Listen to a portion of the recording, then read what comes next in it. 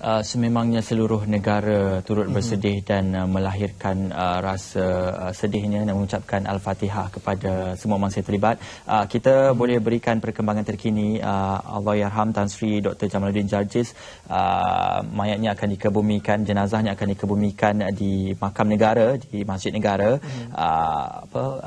Identiti mayatnya sudah pun dikenal pasti dan Perdana Menteri juga akan turut berada di kediaman beliau selepas ini.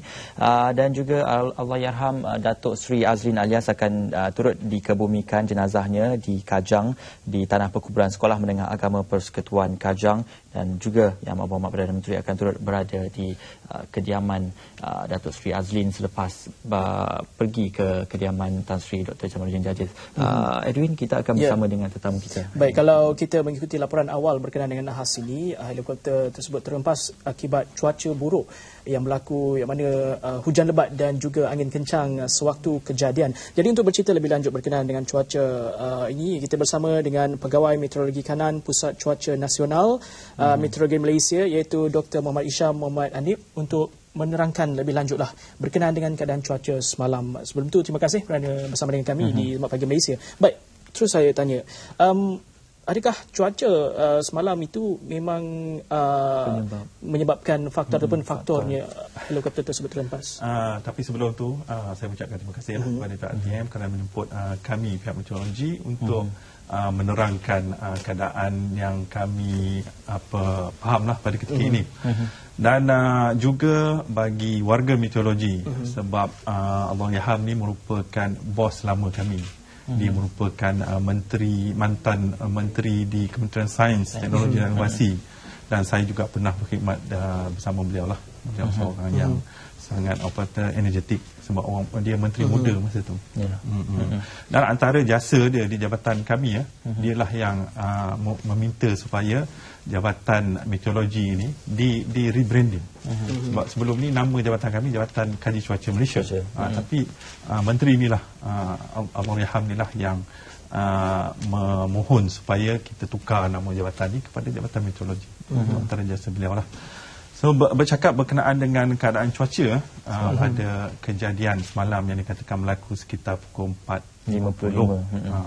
Okey, melihat kepada radar meteorologi atau radar cuaca yang kita adalah, kita dapati yang semasa kejadian sekitar pukul 4.50 petang tu, keadaan cuaca belum betul-betul buruk lah. Maknanya sebab kita sekarang ni berada di peralihan monsun, dan adalah menjadi kebiasaan pada musim ni, peralihan monsun ni, untuk berlakunya kejadian ribut, kilat, hujan lebat dan sebagainya. Dan dalam kes yang berlaku semalam, kita tengok daripada radar cuaca kita, yang situasi itu maknanya dia belum betul-betul buruk lah. Cuaca tu tak adalah mungkin kilat atau ribut belum berlaku. Lagi kemungkinan mungkin angin tu mungkin ada sedikit pergolakan lah, kita kata turbulence. Untuk berlaku, mungkin bergoyang ke sikit apa, itu memang biasa. Sebab dalam keadaan peralihan monsun ni, keadaan atmosfera kebiasaannya adalah tidak stabil. Bila keadaan tak stabil, maknanya dia angin tu dia sentiasa bergolak juga. Dan tapi kalau kita tengok radar cuaca kita tengok yang awan ribut tu belum betul-betul terbentuk lagi. Sebab yang saya difahamkan oleh kita punya itu ada radar itu adalah gambar radar pada pukul 4.50 petang lah semalam. Dan kita tengok di kawasan berlakunya nahas, iaitu di kawasan Tenggara, Kuala Lumpur. Kita tengok ada cuma sedikit saja tumpukan awan kat situ. Itu pun bukannya yang berintensiti tinggi. Dalam keadaan ini kita katakan yang mungkin pada ketika itu proses pembentukan awan ribut atau awan cumulonimbus tu sedang berlaku lah. Biasanya bila dalam proses pembentukan awan cumulonimbus ni, awan ribut ni, biasanya angin agak kencang lah. Betul. Kalau setiap kali pesawat ataupun sebuah pesawat ataupun helikopter komersial yang akan berlepas akan mendapatkan laporan cuaca daripada Menara Kawalan juga untuk sama-sama memberikan laporan mengenai keadaan cuaca sepanjang perjalanan ataupun route itu. Dalam hal ini, Doktor, kita boleh tanyakan kesesuaian ataupun keadaan cuaca semasa mungkin dalam minggu ini atau bulan ini untuk situasi penerbangan dalam negara bagaimana? Okey, sebenarnya kalau kita bercakap pasal penerbangan memang dia kita kata dia agak dengan cuaca ni dia agak kita kata fleksibel. Bukan fleksibel, dia agak sensitif dengan cuaca. Jadi maknanya memang dari segi SOP penerbangan memang mereka kena dapatkan maklumat cuaca lah daripada pihak kami, dan kebiasaannya kami di setiap pejabat kami di seluruh negara yang terletak di lapangan terbang lah, memang kami ada pegawai bertugas, dan pada bila-bila masa kalau ada kalau yang memang dalam rutin jadual penerbangan memang kita tahulah kita ada pukul berapa penerbangan dan sebagainya, itu memang kita sediakan maklumat cuaca. Tapi dalam kes macam penerbangan macam ni kita panggil penerbangan ad hoc, di mana dia tak berjadual, dia akan cuma memohon untuk bergerak bila diperlukan, sebab dia consider sebagai penerbangan swasta. So dalam kes ni biasanya ada ketikanya ada syarikat penerbangan yang datang ke pejabat kami kata okay, kami nak laporan cuaca daripada sekian ke sekian tempat, itu kami akan sediakan lah. Tapi dalam kes ni kami setakat ni kami tak terimalah permohonan. Mungkin dia dapatkan permohonan cuaca tu daripada sumber lain, kami tak pastilah, mungkin daripada pihak DCA, sebab DCA memang kita sentiasa laporkan keadaan cuaca sepanjang masa, setiap masa. Jadi maknanya pihak DCA akan memaklumkan kepada penerbangan-penerbangan dalam kawasan negara ni berkenaan dengan situasi cuaca. Itu memang berlaku lah. Tapi dalam kes yang ini kami setakat ni lah yang saya faham, kita tak menerima apa-apa permohonan daripada penerbangan ini untuk mendapatkan maklumat cuaca.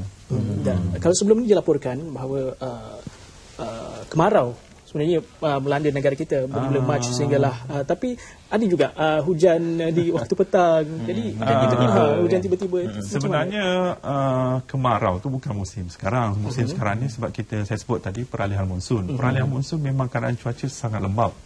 Dan mudah juga dalam keadaan cuaca yang lembap, pembentukan awan ribut mudah berlaku, hujan yang sangat lebat juga boleh berlaku, dan banjir kilat juga boleh mudah berlaku lah dalam musim ni, yang dijangka akan berakhir sehingga awal Mei. Ini adalah situasi yang kita alami setiap tahun. Memang bukan musim kering lah. Kalau musim kering kita selepas ini, selepas pada peralihan monsun ni lah. Maknanya pertengahan Mei sehingga kepada awal September. Doktor tadi ada kongsikan sedikit mengenai SOP dari segi kalau sesebuah penerbangan itu ingin berlepas, mendapatkan laporan cuaca dan sebagainya untuk memastikan perjalanan sepanjang rute itu selamat dan boleh dilalui. Setelah peristiwa ini berlaku, tragedi ini berlaku, kerisauan kita adalah berkenaan bagaimana kita boleh memastikan bahawasanya keselamatan penerbangan itu boleh dipertingkatkan, mungkin dari segi SOP-nya, dari segi laluan udaranya, malah dari segi laporan cuaca dan juga kepekaan kepada penerbangan itu terhadap keadaan cuaca yang boleh tiba-tiba berubah. Dalam kes ni saya rasa kami bukanlah pihak yang kata bertanggungjawab lah untuk merangka atau memperkemaskan SOP ni, sebab kami hanya bekerja di bawah arahan DCA, pihak penerbangan awam. Mereka ni adalah yang autoriti yang menguruskan segala urusan berkaitan dengan penerbangan lah. Kami cuma membekalkan maklumat cuaca bila diperlukan. Itu peranan kami lah dalam kes ni. Dan bagaimana pula kalau pesawat tersebut telah pun berlepas dan berada di udara, dan sepanjang perjalanan tu ataupun di tengah-tengah perjalanan keadaan cuaca tiba-tiba berlaku tanpa atau tanpa diduga. Jadi macam mana pihak meteorologi akan terus beri laporan kepada jabatan penerbangan atau? Kalau dalam keadaan macam ni, kita sebenarnya kita dengan DCA sentiasa berinteraksi. Maknanya kita sentiasa memberi maklumat berkenaan dengan cuaca, dan dia ada satu sistem radio frekuensi di mana maklumat cuaca akan sentiasa diberikan. Jadi mana dia setiap penerbangan akan gunakan frekuensi itu untuk dapatkan maklumat cuaca. Itu memang berlaku di mana-mana di dunia ni lah. So maknanya dia bila masa penerbangan, kalau nampak awan cumulonimbus ni, dia memang dia besar daripada awan biasa dan dia tinggi. Dan kebiasaannya kalau pilot lah, dia akan mengelak. Dia tak akan masuk dalam kes. Kalau masuk dia akan mengambil gelora dan akan mudah tempah macam kes di Asia tu lah. Mungkin dia tak sempat nak mengelak ataupun apa situasinya kita tak pastilah. Tapi dia cuba mengelak sebenarnya daripada awan cumulonimbus. So dalam kes ni sama juga, kalau penerbangan tu sedang berlaku, sedang bergerak, maknanya dia dari segi awan cumulonimbus ni kita memang boleh nampak pembentukan dia sangat gelap, dia lebih tinggi daripada biasa, dan kalau dia tengah aktif tu maknanya dia kilat ada sambung menyambung, hujan ada lebat, aktiviti di awan itu. Tapi masalahnya sekarang ni sebelum dia dalam proses pembentukan tu memang kita tak nampak. Sebab yang ada berlaku hanyalah angin, udara yang bergerak. Tu memang kita tak boleh nak kata apa. Boleh kita kata, kalau daripada soalan Edwin tu juga tadi yang Edwin tanya pasal kejadian tiba-tiba tu, dari segi emergency alert sendiri, emergency alert tu daripada meteorologi, adakah kita mempunyai satu dalam SOP tu emergency alert ni? Okey, bila dalam sebut pasal penerbangan, kita ada juga kita sebutkan sebagai amaran untuk penerbangan. So bila kita nampak adanya tumpukan awan ribut, kita akan keluarkan satu amaran untuk diwar-warkan kepada semua penerbangan lah yang sedang berlaku dalam negara. Di mana kawasan ni adalah kawasan yang mempunyai potensi untuk ribut berlaku. Dan apa yang berlaku semalam, memang kita ada keluarkan amaran, tapi selepas pada kejadian. Tapi maknanya dalam tempoh kejadian tu kita tak nampak adanya awan ribut yang berlaku. Yang berlaku ada selepas kejadian tu baru kita nampak adanya awan ribut yang dikatakan ada hujan lebat dan sebagainya. Itu selepas kejadian. Jadi jangkaan lah pada waktu kejadian. Kelajuan angin ketika itu berapa?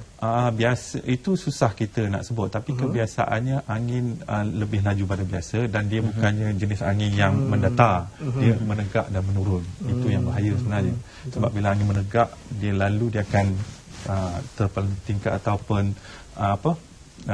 terpesong ke tempat lain secara tiba-tiba. Itu memang selalu berlaku dalam penerbangan lah. Sebab tu even di KLIA sendiri kita ada apa yang kita katakan sebagai radar Doppler yang boleh mencerap angin yang berlaku sebegini, yang kita panggil microburst. Microburst ni maknanya kita tak nampak sebenarnya. Dia boleh berlaku secara tiba-tiba, dia letusan angin yang boleh sama ada naik atau turun. Jadi bila penerbangan tu, bila nak berlepas ataupun nak mendarat, itu situasi yang kritikal untuk mereka, dan bila ada berlaku macam ni, maknanya dia cuba hold dululah. Untuk dia mendarat ataupun berlepas. Satu perkongsian cukup menarik ya, Dr. Muhammad Isham Muhammad Anip, Pegawai Meteorologi Kanan Pusat Cuaca Nasional Meteorologi Malaysia. Kita akan nantikan laporannya dan proses penyiasatan nanti. Terima kasih banyak-banyak.